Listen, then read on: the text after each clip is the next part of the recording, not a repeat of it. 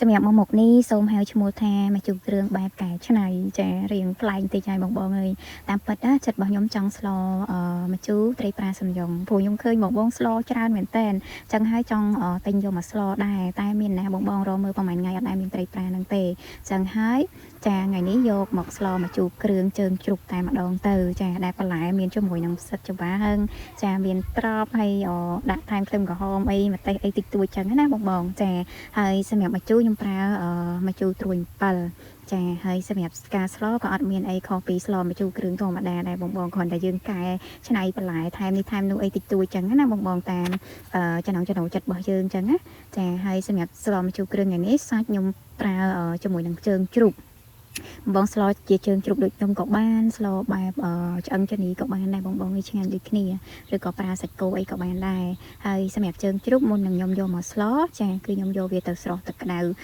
មកតង់សិនចាហើយបន្ទាប់មកយើងលាងសម្អាតឲ្យបានស្អាតមកបានយកមកដាក់ស្លបងចាហើយការស្លមានអីទេចាដាក់ប្រេងឆាបន្តិចលេងគ្រឿងឲ្យចេញក្លិនឈ្ងុយមកថែមទឹកត្រីថែមអីមកចាបន្ទាប់មកដាក់តាសាច់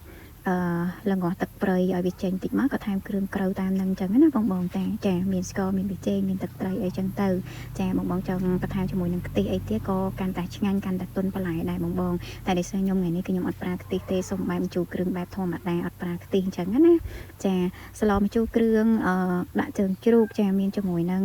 ត្រួយ7បែបនេះគឺឆ្ងាញ់ណាបងពិសេសបន្លែក៏ខ្ញុំចូលចិត្តសិតច្បើងយើងធ្លាប់តែយកទៅស្លម្ជូរខ្ទិះចាប្រភេទស្លម្ជូរសឹក7ធម្មតាអីចឹងណាតែយកមកស្លម្ជូរគ្រឿងបែបនេះក៏ឆ្ងាញ់ដូចគ្នាដែរបងអើយកុំភ្លេចសាក់លបងធ្វើណាឥឡូវខ្ញុំចេះតែច្នៃបន្លែតាមចំណង់ចំណូលចិត្តរបស់យើងចឹងទៅតែជាទូទៅម្ជូរគ្រឿងគេស្លដាក់តកូនដាក់អីចឹងណាបងតែមកធ្វើបែបនេះយូរម្ដងក៏ខ្លាចឆ្ងាញ់ដែរបងអើយចាឥឡូវសាច់ជ្រូករបស់យើងខ្ញុំលងអស់ទឹកព្រៃចេញអស់ខ្លះហើយគឺខ្ញុំមកដាក់គ្រឿងមានស្ករមានប៊ីចេងមានទឹកត្រីអីចឹងទៅបងហើយថែមទឹកបន្តិចទៅលងអស់វាឲ្យសាច់របស់យើងរៀងផុយបន្តិចបានខ្ញុំធ្វើការដាក់បន្លែចូលចឹងណា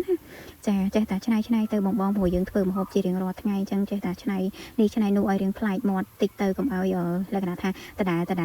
ដែលពេកចឹងណាបងចឹងហើយយើងញ៉ាំជាប្រចាំថ្ងៃវាអាចលក្ខណៈថាធុញចឹងហើយយើងចេះតែកែច្នៃមុខម្ហូបបន្តិចតួចខុសប្លែកគ្នាអីចឹងទៅចាឥឡូវសាច់របស់យើងរៀងផុយហើយខ្ញុំធ្វើការដាក់ជាមួយនឹងបន្លែចូលណាបងចាបន្លែខ្ញុំដាក់ចូលគ្នាតែម្ដងដាក់បន្លែចូលហើយថែមទឹកបន្តិចទៅកុំឲ្យវាខាប់ពេកឬក៏បងចង់បានបែបខាប់អីក៏បានដែរតែខ្ញុំបន្ថែមទឹកតិចទៀតហើយនៅពេលដែលពុះបន្លែយើងឆ្អិនខ្ញុំដាក់ត្រួយ7យកតែម្ដងព្រោះយករសជាតិលើកចេញជាការស្រេចចាហើយអត់ភ្លេចទេជាមួយនឹងម្ទេសចាស្លមកជូរបែបហ្នឹងលក្ខណៈញិចម្ទេសជូរហិលឆ្ងាញ់ណាស់បងអើយហត់បែកញើសខ្ចាយតែម្ដងចានេះស្លមកជូរគ្រឿងដាក់ជាមួយនឹងត្រួយ7បែបហ្នឹងឆ្ងាញ់ណាស់បងកុំភ្លេចសាកបងធ្វើនិយាយរួមខែនេះសបោប្រភេទត្រួយ7ប្រភេទកសាំងចាស្លដាក់កសាំងក៏បានចាព្រោះជាទូទៅយើងស្លដាក់កសាំងស្រាប់ហើយតែថ្ងៃនេះសូមបដូររសជាតិមកជា